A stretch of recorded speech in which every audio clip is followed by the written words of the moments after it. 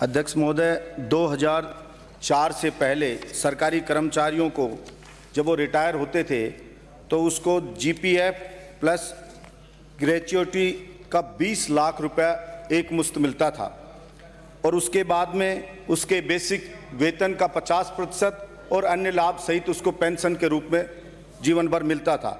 लेकिन 2004 के बाद से जो कर्मचारी नियुक्त हुए उनको नई पेंशन स्कीम में डाल दिया गया और उस पेंशन स्कीम के अंदर 10% प्रत्येक महीने सैलरी का कर्मचारी का कटता है और 10% सरकार जमा कराती है और उसे सरकार एनएसडीएल कंपनी में जमा करा देती है।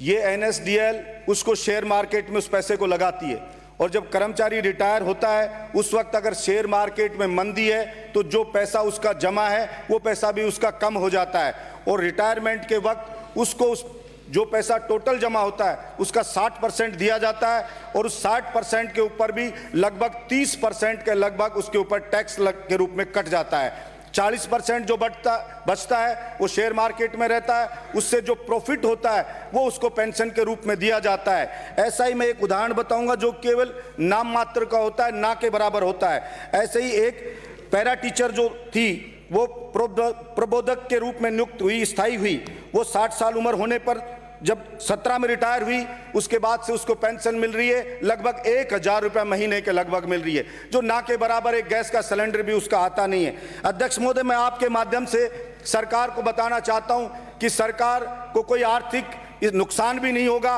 और सरकार की 4 लाख के लगभग नई पेंशन स्कीम में कर्मचारी आ चुके हैं। अगर सरकार पुरानी पेंशन स्कीम लागू करती है तो सरकार को प्रत्येक महीने जो जमा करता है 10% कर्मचारी का लगभग 2035 से 40 तक सरकार को 200 करोड़ रुपया का फायदा प्रत्येक महीने होगा, यानी 2500 करोड़ रुपया सरकार को मिलेगा। अध्यक्ष महोदय, मैं सिर्फ इतना कहना चाहता हूं, सरकारी नौकरी का चार्म इस बात के लिए था कि आदमी देखता है बुढ़ापा स्वाभिमान के साथ, मान सम्मान के साथ मेरा कट जाएगा, मुझे किसी पर निर्भर नहीं रहना पड़ेगा। और इस वर्तमान युग में हम बुजुर्ग लोगों की हालत देख रहे हैं, वृद्धाश्रम की जो संख्या बढ़ती जा रही है वो इस बात का प्रमाण है कि बुजुर्गों के साथ अत्याचार हो रहा है। सेल्फिश इस जमाने में बहू बेटे बुजुर्गों को निकाल रहे हैं, आए दिन मुकदमे हो रहे हैं, आए दिन अखबार में पढ़ते हैं। इसलिए मेरी सरकार से ये दरख्वास्त है, सरकार से निवेदन है कि सरकार राजस्थान के कर्मचारियों को पुरानी पेंशन स्कीम में डाले, उनके साथ न्याय करे। सरकार को भी फायदा होगा, यहाँ के कर्मचारियों को भी फायदा होगा और बुजुर्गों का सम्मान भी जिंदा रहेगा। इसलिए सरकार इसके ऊपर ध्यान दे और जल्द से जल्द इसका निर्णय करे। 1-2 स्टेट में ऐसा किया भी है, इसलिए मैं चाहता हूँ राजस्थान सरकार भी जल्द से जल्द कोई सकारात्मक सोच रखते हुए निर्णय ले।